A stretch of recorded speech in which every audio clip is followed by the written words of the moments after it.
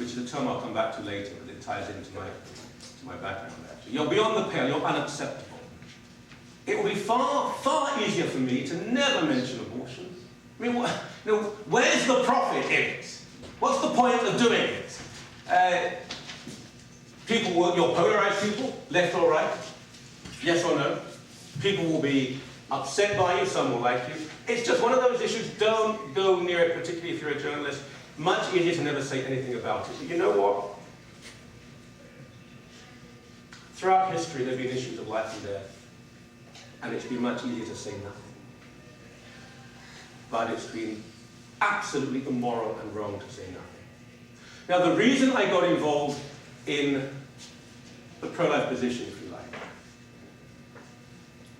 it's not directly political, it's acutely familial, it's personal, it's visceral. If you like, it's very selfish. Let's go on saying. And I'll explain what it was. I want to tell you a story of a woman called Rose, who you wouldn't have heard of, unlike Jory Adams, who you should have heard of. Rose is an anonymous character, dead now. She lived in a little village in a part of Poland that disappeared a lot of the time because the Russians came into Poland, they obliterated Poland, they expunged Poland from the face of the map. It changed its name, depending on if the Russians had it, the Austro-Hungarians, or the Poles. Her family had lived in this village for 700 years. They were subject to persecution because they were Jews. Generally, they coexisted with their Polish neighbors. They weren't exactly warm, but they lived together. The Russians came in and introduced vehement anti-Semitism. It's part of state policy. The Black Hundreds and other groups. And in the 1890s in particular, there were lots of what were known as pogroms. And you've all heard of pogroms, of course.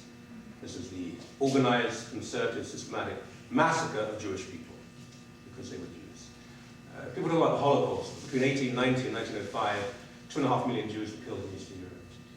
And I would venture to say that most of you didn't know that. That's how many died in that period. And that was without the sophistication of gas chambers. This is just random slaughter, cutting people's heads off, cutting their throats, 2.5 million. Rose was a young woman, and the family decided, the extended family, they had to leave at that time because it simply wasn't safe anymore. And they packed up their belongings, and believe me, they had very little. No university education. They weren't even allowed to go to school. And they began to move west. And they didn't even know where they were going. They were very simple rural people. They were farmers, some butchers and so on. And they moved west gradually, horse, cart, ox, didn't last for long, and they were just walking. They had to walk the whole way. Walking, and sometimes they met hostility. People would throw stones at them, don't come into our town. Sometimes indifference, sometimes sympathy. They were fed. Human nature, there were good people and bad people. This went on, and then one day Rose felt something. You know, these were people who were very, very familiar with the soil, their bodies, the cycle of life. They were very detached from it. And she knew that she was pregnant, expecting a baby. She told her husband. He was, of course, very happy. And then they sat down one night and told the extended family, 30 or 40 people. And the elder, if you like, of the clan came forward and he said, You'll never make it. We have to walk for, we don't know how long, a month, 2. You'll never make it. You'll slow us all down.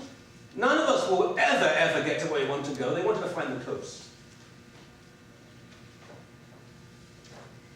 You can't go on with this. You can't. We will all suffer. We may all die. They always believe. This is very, very tragic, and I think you'll appreciate the pathos.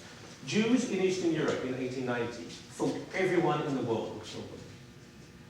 Do you understand what the pathos of that? They really thought no one would ever accept them. Most people were not viciously anti-Semitic. Most people just didn't care. But they'd known so much that they thought wherever they went, they would be attacked. I find that very moving that they thought this. No TV, no internet, no radio. All they knew is we're hated. Everyone was haters. So they thought wherever they went, they'd be hated. If you have this baby, if you continue with your belly will grow, we'll never make it, we will all die. You know what you have to do. And she said, what? And she was illiterate, by the way. Brilliant, but illiterate. And they said, you have to get rid of the baby. And she began to weep, and her husband stepped in front of her in defensive mode. And then an old lady, who in fact would never make it out of continental Europe, she died before. She stepped forward and she said, in a mixture of Polish and Yiddish and a bit of Ukrainian, and she said, no, it's not worth it. If our freedom means that, it's not worth it. And there was grumbling and groaning, all right? If you fall behind, you stay. And they moved on. And they moved on, and they found that people were less hostile. They went through other countries. They didn't even know they were crossing borders. In these days, there were no passports really, no border controls. People just wandered around, not happily, not merrily, but they wandered. And as they moved further west, and the climate changed, and people were sort of, they looked at them as though they were from another planet, but they weren't hostile particularly. And they moved further and further, and finally they came to a stretch of ocean, and they'd never seen the sea before. And I know, again, it seems strange that they'd never seen the ocean before. And this is only 1890. And they went forward to a man who was a captain of a broken down old ship. And in translation from about half a dozen different languages, they negotiated with this man passage across the sea. And as he was walking away, he said yes. He turned around and he saw Rose, and he saw how heavily pregnant she was. And he said, no, can't do that. He said, I command superstitious men. Pregnant woman must not be on board a ship. Cannot be. I'm sorry, nothing against you people. Can't come. And to her, it was as though everything was failure and pointless, and she just collapsed. And he rushed forward instinctively to hold her, this grizzled, tough, and hardened man, this sea captain, and held her as she went to fall. And he looked into her eyes, and she was crying, and his human nature was louder than his fear, and he said, she has to be hidden. Come on board, hide her. You do not show your face until we reach our destination. They got into the ship, and they sailed across 23 miles of sea from the French coast to the English coast.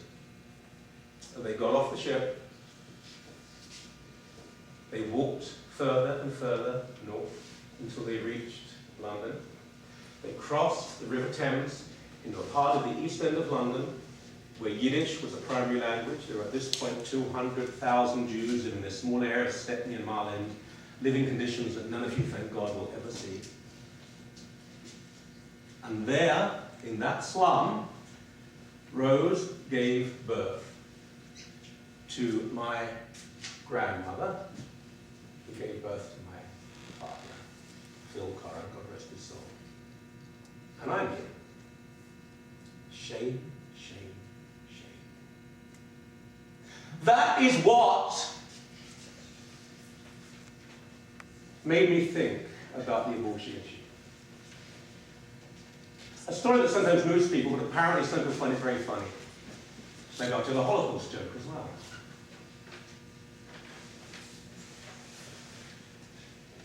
This has very little to do with religion.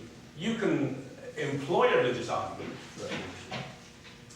I don't think it's necessary. I think it's rather a digression, a distraction. It has nothing to do with the rights of a woman unless that woman is the unborn child. The vast majority of the victims of abortion at this point,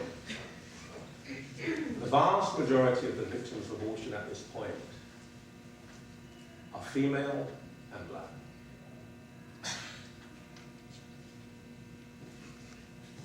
professor Sinn Féin lady. In the third world, where we have a combination, a clash of misogynistic, sexist culture, where women are thought not as important as men, and the new technology of instant abortion, primarily in China, of course, which is developing, the overwhelming majority of children who are aborted are female. Now, gender selection abortion is meant to be illegal in North America. It isn't, it happens here, but it is rampant in many parts of the third world. In parts of China, for example, now it's very quick and it's quite wonderful what will happen. The vehicle will pull up to the house, and there'll be in the vehicle the ultrasound machine, and the ultrasound will take place, and if the baby is female, the abortion will take place in the same truck. So it's all in one. It's